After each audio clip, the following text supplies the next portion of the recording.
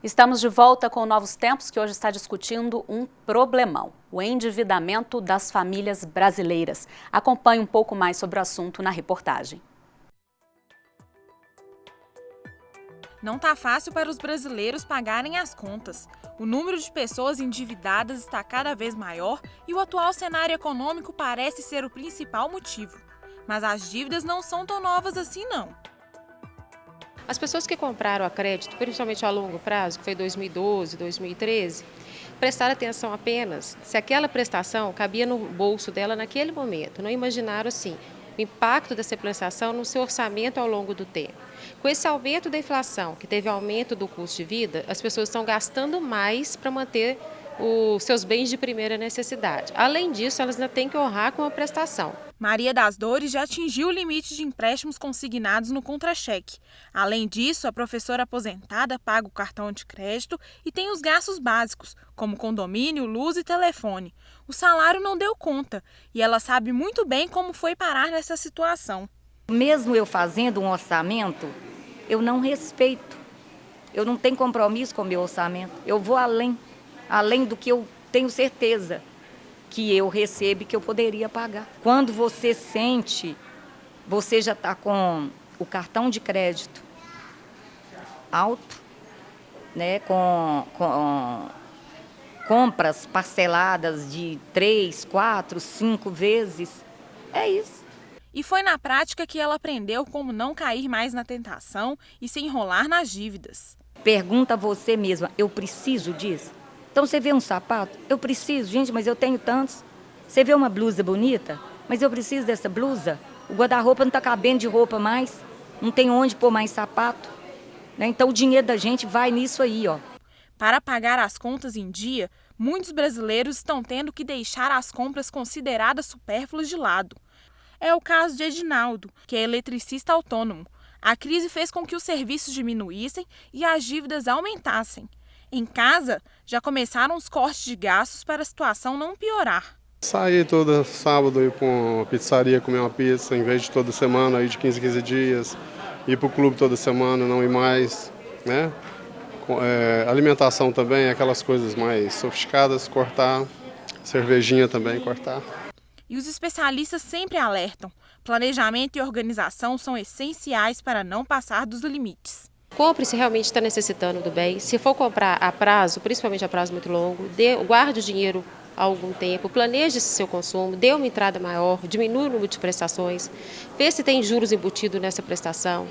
Não compre aproveitando ofertas e descontos, a não ser que você for pagar à vista e você tem realmente a necessidade desse bem. E faça uma reserva financeira, que pode acontecer um imprevisto na sua família.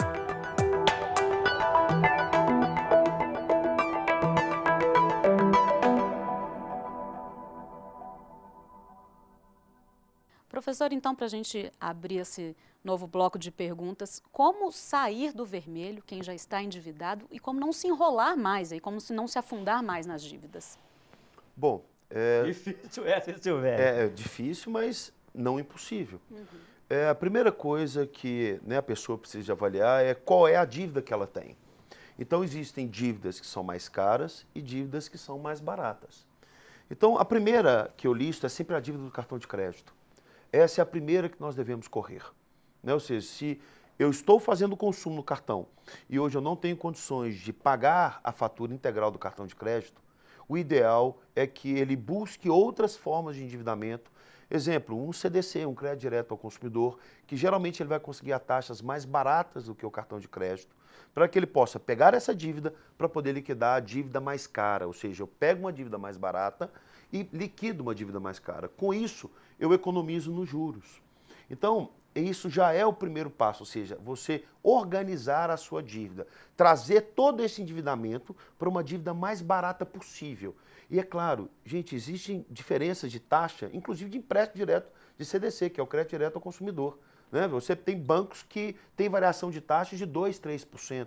Isso numa dívida de R$1.000 dá diferença no final dos juros. Agora, você recomenda a pessoa anotar tudo que está devendo para ela ter o controle O ideal visual? é que ela faça isso, né? A identidade visual é uma forma de aprendizagem, né? Então, ela listar e dizer, olha, eu estou devendo tanto. E outro ponto, onde está essa dívida? Essa dívida está no cartão? Essa dívida está no boleto? Qual é os juros que esse cartão me cobra? Qual é os juros que o boleto me cobra? E realmente negociar, ir até os bancos e falar, olha, quais são as linhas de crédito que você tem? Olha, eu tenho uma linha de crédito no valor de tanto a determinada taxa. Qualquer crédito que você pegar mais barato a taxa que você já tem, concorda que você já está economizando? Então esse é o primeiro passo, ou seja, eu já tenho dívidas e preciso de organizar essas dívidas. Então é trocar dívidas caras por dívidas mais baratas. E é claro, o segundo ponto é inquestionável. Isso para qualquer pessoa e também, se é para as empresas, também são para as pessoas. É adequar o padrão de vida à renda. Hoje, qual é a renda que eu tenho? A renda que eu tenho é X. Então, quais são as minhas prioridades de consumo? Aí, mais uma vez, envolve anotar. A minha prioridade de consumo é a alimentação, é o transporte, quanto eu gasto com esses itens. Para ele verificar no final do mês ou de um período, sobra dinheiro para eu poder fazer outras coisas que são menos prioritárias, né? Então, à medida que ele organiza primeiro o endividamento e depois ele organiza o processo de consumo, há uma tendência dele sair dessa condição de devedor. Agora, Silvério, no intervalo nós constatávamos aqui que nós, muito mais do que racionais, somos seres de desejo. Sabendo disso, você não acha que é perverso um mercado extremamente sedutor nas suas propagandas e estimular, sabendo dessa realidade de endividamento, que a cada dia assim, a felicidade está no consumo? Sim, agora perceba que cada um faz o seu papel. O mercado faz o papel de estimular o consumo, né, de vender cada vez mais. Esse é o objetivo das empresas. Agora, o detalhe é que na outra ponta, o consumidor também deveria fazer o papel de organizar, ou seja, ele tem que fazer aquela pergunta básica, eu posso consumir? Esse consumo está dentro da renda que eu realizo? Né? E dentro das minhas prioridades, porque o que é prioridade para um consumidor deixa de ser prioridade para outro. Mas entre o mercado e o consumidor, você não acha que esse sócio que nós temos, o Estado, o governo, deveria ter regras claras e com mais controle, por exemplo, sobre os lucros das instituições financeiras? Você falava do cartão de crédito?